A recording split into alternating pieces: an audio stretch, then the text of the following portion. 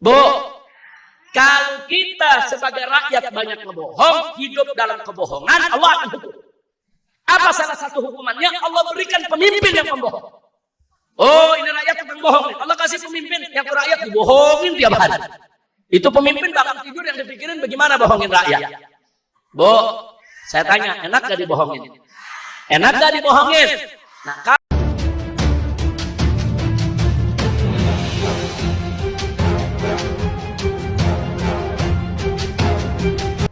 bab tentang kebenaran dan kejujuran. Mari kita lihat hadis ke-60 ini. Kita bacakan. Isma'u rahimakumullah wa radiyallahu ta'ala ankum. Qala al-mu'allif radiyallahu ta'ala anhu wa ardahu wa nafa'na Allahu bi asrarihi wa anwarihi wa barakatihi wa nafahatihi fid dini wad dunya wal akhirah. An Abi Muhammadin Al-Hasan ibn Ali ibn Abi Talib radhiyallahu ta'ala anhuma qala hafidtu min Rasulillahi sallallahu alaihi wasallam da' ma yaribuka ila ma la yaribu fa inna as-sidqa tuma'ninah wal kadhiba riba. Rawahul Tirmidzi wa qala haditsun hasanun sahih. Ibu-ibu yang saya cintai, hadis yang barusan kita baca itu sebuah hadis yang diriwayatkan dari Nabi alaihi salatu wassalam melalui cucunya tercinta, yaitu Sayyidina Hasan. Nah, Nabi punya beberapa cucu, Bu, ya. Di antara cucu laki-laki yang sangat disayang oleh Nabi alaihi salatu wassalam adalah Al-Hasan wal Husain. Di sini ibu perlu tahu Al-Hasan wal Husain ini adik kakak tapi bukan kembar, Bu, ya. Ya, banyak orang salah paham dipikir Al-Hasan wal Husain kembar. Kalau cucu saya Al-Hasan wal Husain kembar. Nah, cucu saya ini cucu Nabi enggak kembar. Al-Hasan kakaknya, Al-Husain adiknya. Jadi ibu perlu tahu bahwa Al-Hasan ini dilahirkan di tahun ketiga Hijriyah. Nah, jadi setelah Nabi hijrah 3 tahun, baru Sayyidina Hasan lahir. Nah, artinya Sayyidina Hasan tidak mengalami itu masa-masa Nabi waktu di kota Mekah. Jadi Sayyidina Hasan hanya mengalami waktu Nabi di kota Madinah. Tapi Sayyidina Hasan ini punya keistimewaan luar biasa. Tatkala beliau masih kecil, Nabi mengatakan di hadapan para sahabat. Sahabat kumpul, Sayyidina Hasan masih kecil. Nabi mengatakan kepada para sahabat, "Inna ibni hadza sayyidun." Aku punya cucu ini adalah seorang sayyid, seorang pemimpin. La'anallah an yusliha bihi, kata Nabi. Semoga Allah akan mendamaikan lantaran aku punya cucu ini baina fi'atain azimatain minal muslimin, di antara 2 kelompok besar dari kaum muslimin. Nah, hadis ini sangat populer dan sangat terkenal, dan ini merupakan bagian dari dalailun nubuwah. Artinya dalailun nubuwah ini bukti daripada kenabian Nabi kita Muhammad sallallahu alaihi wasallam. Artinya semenjak Sayyidina Hasan masih kecil, Nabi sudah memberikan kabar berupa doa, tapi juga sekaligus informasi, kabar bahwa nanti suatu saat cucuku ini akan mendamaikan 2 kelompok besar umat Islam yang bertikai. Dan ternyata betul.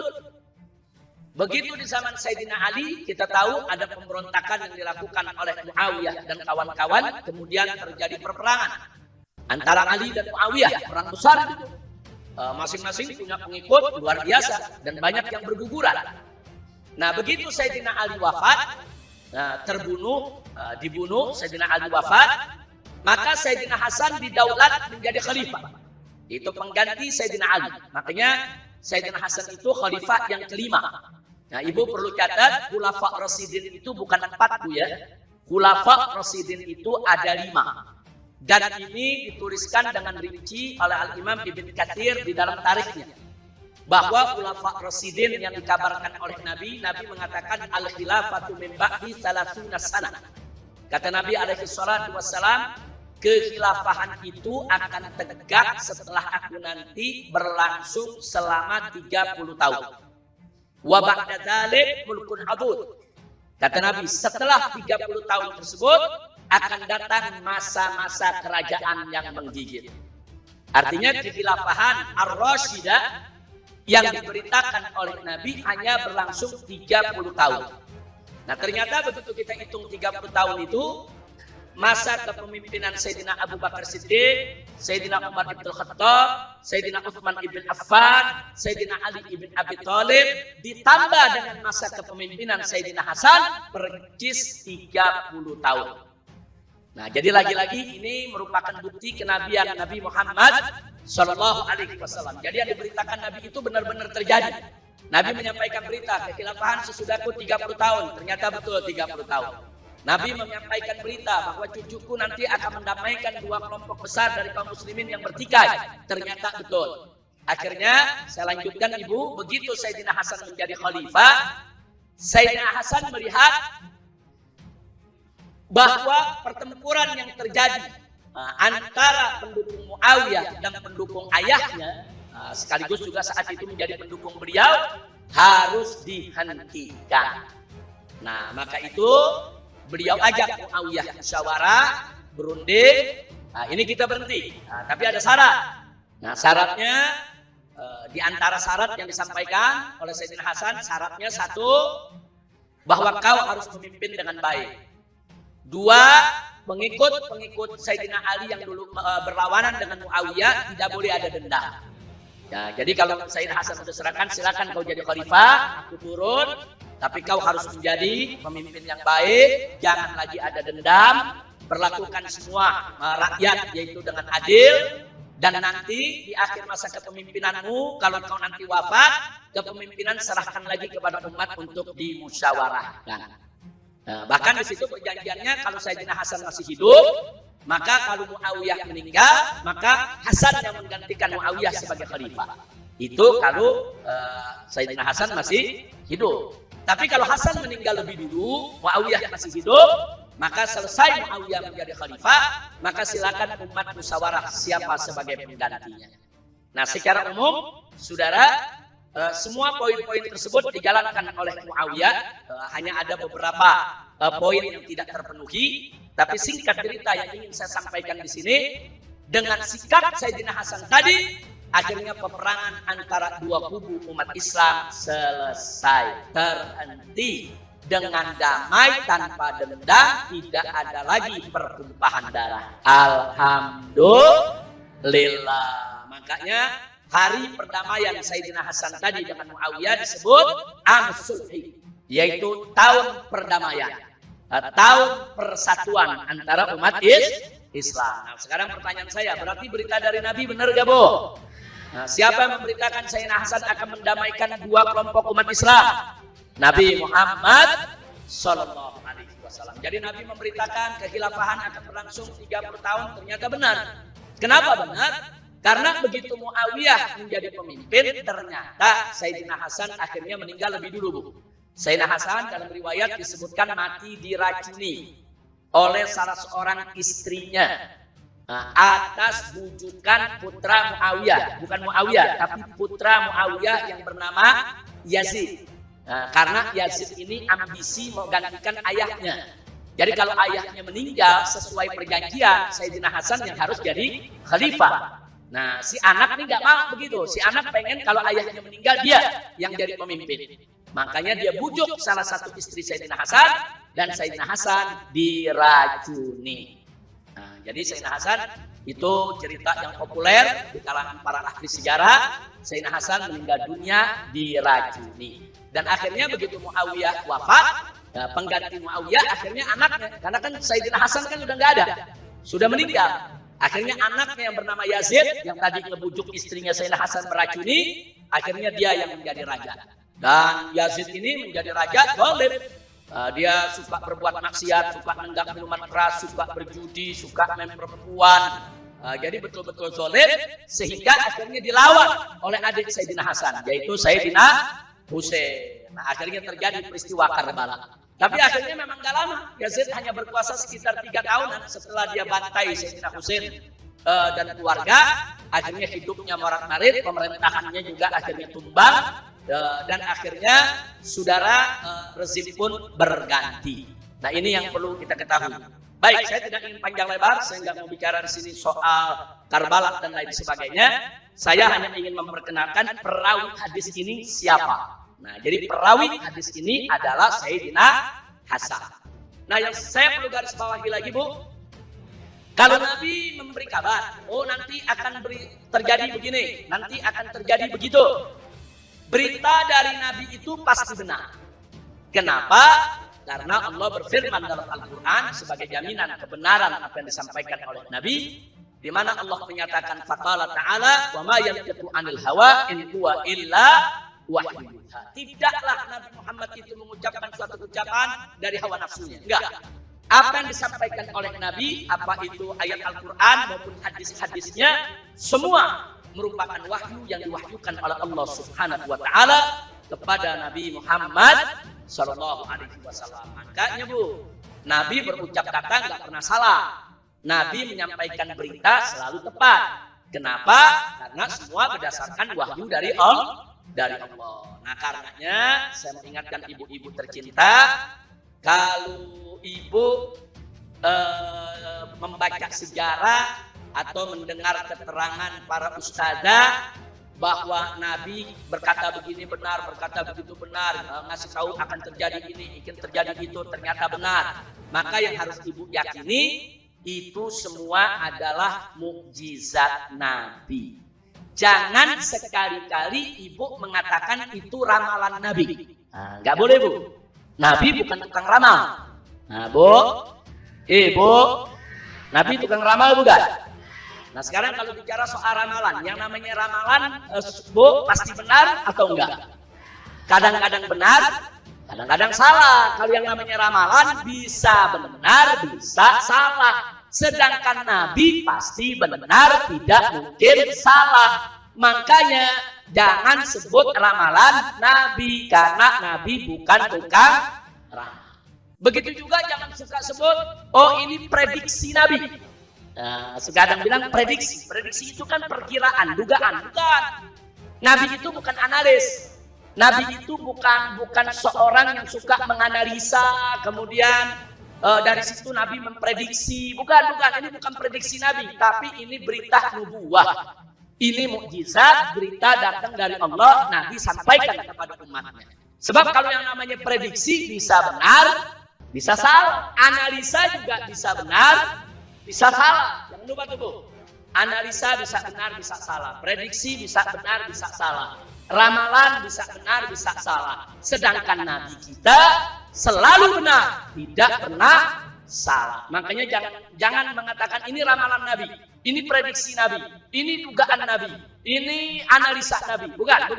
Ini bukan ramalan Nabi, bukan analisa Nabi, bukan prediksi Nabi, tapi ini adalah mukjizat Nabi Muhammad Sallallahu Alaihi Wasallam. Kira-kira jelas nggak, Bu?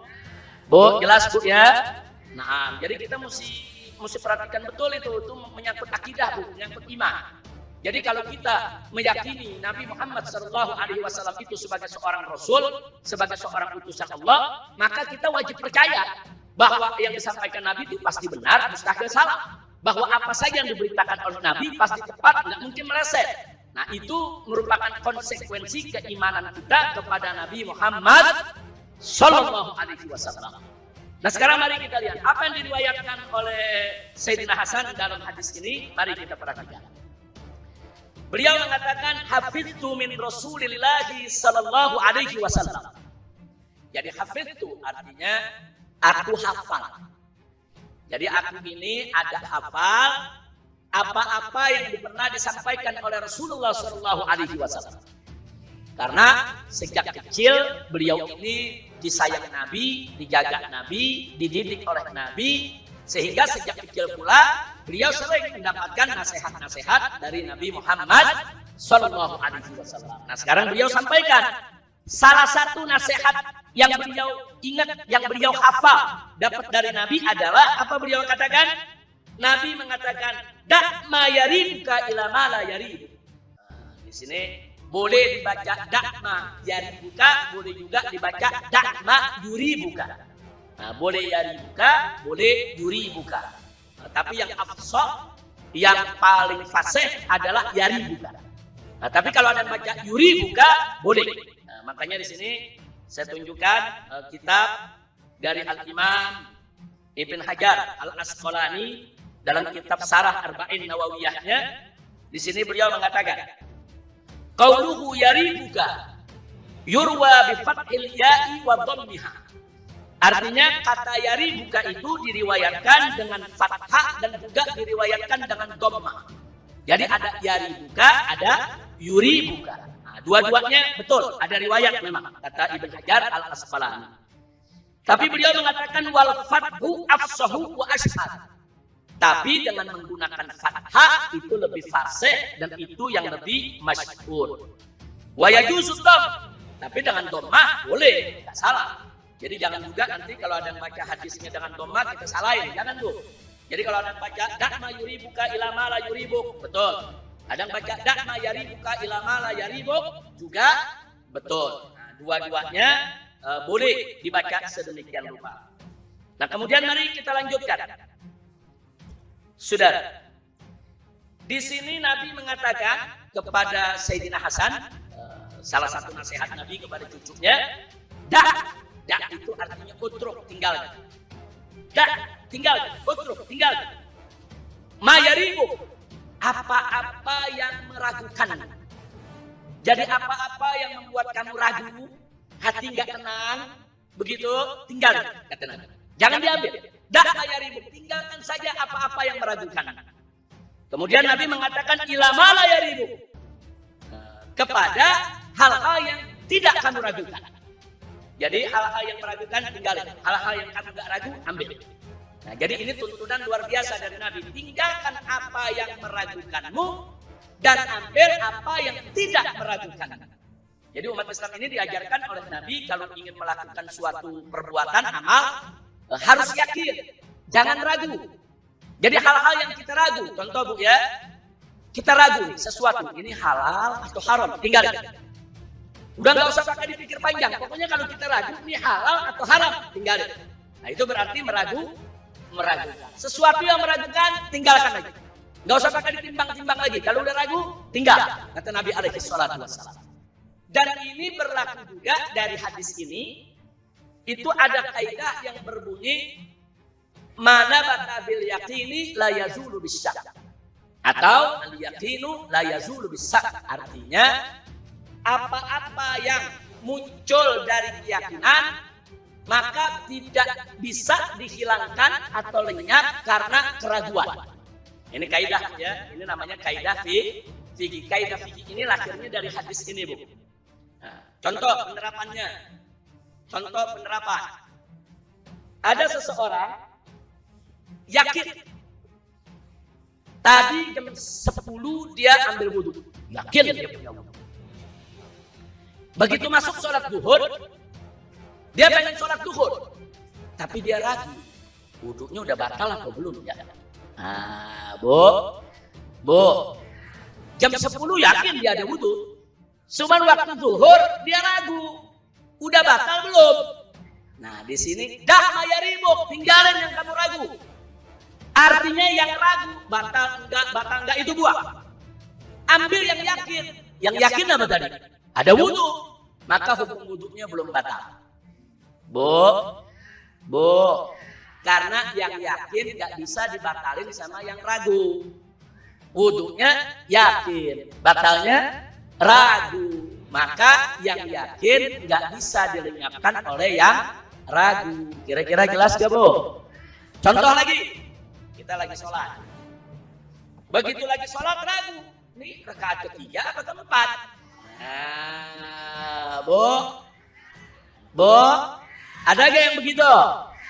Ragu ini 3 apa 4? Pakai rumus ini. Saya tanya, yang dia ragu yang 3 apa yang 4? Yang 3. kalau ibu ragu nih 3 apa 4? Sebetulnya yang diragukan yang mana? Yang 4, bukan yang 3. Yang 3 yakin udah beres. Betul, Bu? 3 atau 4 ya? Berarti 3 udah beres. Berarti 3 ya yakin 3 udah selesai. Yang 4 nih yang ragu, udah selesai atau belum? Maka dakma yaribuk, tinggalin yang ragu. Berarti yang 4 jangan dihitung. Bu, berarti ibu anggap sholat ibu baru 3. Nah, kenapa? Karena 3 yakin, ambil. 4 ragu, buang. Nah, jadi jangan menetapkan hukum di atas keraguan, nggak boleh. Oh 3 saya sudah, kok bisa sudah Anda menetapkan? Karena yakin, nggak ragu soal 3. Yang ragu soal 4. Nah yang 4 jangan ditetapkan karena kita ragu. Maka kalau ibu ragu begitu, sholat ibu dianggap baru 3 rakaat. Kenapa dianggap baru 3 rakaat? Karena yakin. Nah, kenapa nggak dianggap 4? Karena yang 4 nggak yakin. Bu, jelas gak? Nah jadi sempurnakan, tambah 1 rakaat lagi. Nah tambah 1 rakaat lagi. Nah nanti sebelum salam dianjurkan sujud sahwi. Nah, tapi kalau ternyata setelah sholat selesai, oh saya tadi sekarang yakin tadi udah 4 tuh. Saya jadi sholat 5. Nggak perlu diulang Bu. Sholat ibu udah selesai, sholatnya sudah sah. Kira-kira jelas gak? Jelas gak? Nah itu yang penting Bu. Jadi ini masuk dalam kaidah fikih. Jadi apa-apa yang kita ragu, jangan kita ambil sebagai hukum. Dalam hal apapun. Dalam hal itu sholat, dalam hal ibadah, bahkan sampai dalam hal muamalat dan lain sebagainya. Kira-kira sampai sini jelas tidak? Nah termasuk soal makanan tuh, ragu nih. Ini makanan halal apa haram ya? Nah kalau ragu jangan dikerjain Bu ya. Bu. Nah, kadang-kadang ada yang ragu, nggak apa-apalah dikit ini. Kalau udah ragu biar dikit tinggal Bu, jangan. Makanan ragu nih, ini halal haram, udah jangan dikerjain walaupun sedikit. Nah, ini namanya sikap waro, sikap hati. Insya Allah. Nah, ada lanjutannya. Nabi punya pesan di sini. Apa kata Nabi? Fa inna sidqa tumaninah wal kadhiba riba. Kata Nabi sesungguhnya as-sidqa bersikap benar atau berkata jujur itu bisa melahirkan tumaninah. Nah, tumaninah itu maksudnya hati tenang, pikiran tentram. Nah jadi kalau ibu itu bersikap jujur, bersikap baik dalam segala hal, hidup ibu barokah.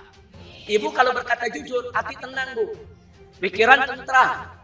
Berkata jujur kepada orang tua, jujur kepada suami, jujur kepada anak, jujur kepada keluarga, jujur kepada tetangga, jujur kepada sahabat. Kita kalau bersikap benar, itu akan menyebabkan hati kita tenang, jiwa kita tentram. Alhamdulillah. Dan selanjutnya Nabi mengatakan wal kadhiba, sedangkan dusta riba itu akan menimbulkan keraguan, kegelisahan, kegalauan.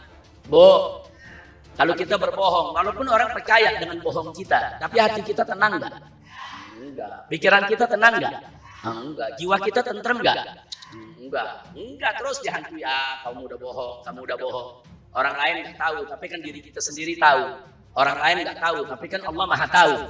Nah karena itu kalau ada ibu yang nanya, Habib gimana sih cara hidup tenang, pikiran tenang, jiwa tentram, kuncinya ya jujur. Hidup dalam kejujuran, jangan bohong, jangan. Bohong itu akan menimbulkan kegelisahan.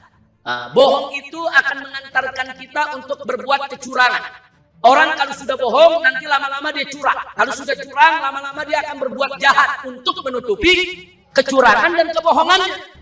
Jadi bohong ini sumber masalah. Nah karena itu saya ajak ibu-ibu semua di sini, yuk mari kita ajar diri kita supaya jujur. Dan ajarkan anak-anak kita juga supaya jujur Bu. Ajar anak-anak kalau dari kecil suka bohong itu bahaya. Nanti makin dewasa makin besar akhirnya hidupnya sering berbohong. Jangan, ini saatnya kita sama-sama berjuang bagaimana supaya kita hidup tanpa kebohongan, tanpa dusta. Hiduplah dengan jujur, dengan lurus, dengan benar. Jangan sekali-kali berbohong. Coba ibu rasakan. Ibu rasakan saja kalau selama ini ibu mungkin masih ada 1-2 di antara kita yang suka berbohong. Sekarang tancapin aja dalam diri kita. Saya nggak boleh berbohong lagi. Saya mesti jujur. Saya mesti bersikap benar. Oh, indah hidup kita, Bu. Tenang hati kita. Pokoknya kita kalau udah nggak pernah bohong, indah kita punya hidup. Dan kita punya Nabi alaihi salatu wassalam, jauh sebelum beliau diangkat menjadi Rasul, beliau dijuluki Al-Amin. Apa itu Al-Amin? Orang yang sangat dipercaya. Orang yang kalau bicara nggak pernah dusta, kalau janji nggak pernah ingkar, kemudian kalau dititipin amanat tidak pernah khianat. Sampai-sampai orang-orang kafir di kota Mekah semua sepakat bahwa Muhammad julukannya adalah Al-Amin. Orang yang sangat dipercaya. Subhanallah. Bu, Nabi kita dari kecil nggak pernah bohong. Nabi kita dari kecil tidak pernah bohong, dan Nabi kita seumur hidupnya tidak pernah bohong. Alhamdulillah. Nah, jadi itu contoh yang diberikan oleh Nabi. Kita jangan berbohong. Berbohong itu haram, berbohong itu dosa, berbohong itu akan merusak daripada jiwa kita, merusak kehidupan kita. Na'udzubillah min dzalik. Jadi ibu rasakan sendirilah, sekali-sekali rasain. Begitu kita bohong, coba rasain di hati kita ada getaran apa? Begitu bohong nih, hati itu getar, nggak enak tuh. Sampai yang kita bohongin udah pulang, tetap nggak enak hati kita. Kenapa kita mau bohong? Kita dihantui rasa salah. Jangan lupa tuh, udah nggak ada enak-enaknya udah. Itu bisa 2-3 hari, bisa sebulan kita masih ingat sama bohongnya kita. Jadi jangan pernah kita berbohong karena akan membuat hidup kita tidak tenang. Na'udzubillah min dzalik. Belajarlah kita hidup dengan jujur. Nah, kalau kita sudah jujur, enggak ngebohong lagi, insya Allah Allah sayang, besok kita dikasih pemimpin yang jujur juga. Amin ya rabbal alamin. Kalau suatu ketika kita dikasih pemimpin pendusta, jangan marah-marah dulu. Mungkin selama ini kita juga banyak ngebohong. Bu, kalau kita sebagai rakyat banyak ngebohong, hidup dalam kebohongan, Allah akan hukum. Apa salah satu hukumannya? Allah berikan pemimpin yang membohong. Oh, ini rakyat tukang bohong nih. Allah kasih pemimpin yang rakyat dibohongin tiap hari. Itu pemimpin bangun tidur yang dipikirin bagaimana bohongin rakyat. Bu, saya tanya, enak gak dibohongin? Enak gak dibohongin? Nah, kalau nggak enak dibohongin, kita jangan ngebohong. Nah, maka itu sekarang kita rubah diri kita sendiri nih. Jangan kita protes orang lain dulu. Nah, kita diri kita dulu. Ya Allah, kenapa sih? Kok saya dapat pemimpin ngebohong? Kok saya dapat pemimpin suka ingkar janji? Kok saya dapat pemimpin nih sarapannya juga dusta semua? Jadi kenapa ya Allah? Oh, mungkin selama ini saya juga banyak bohong ya Allah. Selama ini saya tidak jujur, selama ini saya banyak dusta, selama ini saya banyak ingkar janji. Ya Allah, astagfirullahaladzim. Aku mohon ampun kepada Engkau ya Allah. Ampuni kami, maafkan kami, tunjukkan kami ke jalan yang benar, berikanlah kami pemimpin yang jujur. Amin ya Rabbal. Nah, maka itu saya mau tanya, ibu-ibu mau dapat pemimpin jujur tidak? Ayo jawab yang kompak, mau dapat pemimpin jujur tidak? Betul? Yakin? Syaratnya kita juga wajib jujur. Kita juga tidak boleh bohong. Siap jujur? Siap jujur? Takbir. Shallu ala Nabi. Jujur Bu ya. Bu. Kalau belanja 10.000 jangan bilang 100.000 ya. Alhamdulillah.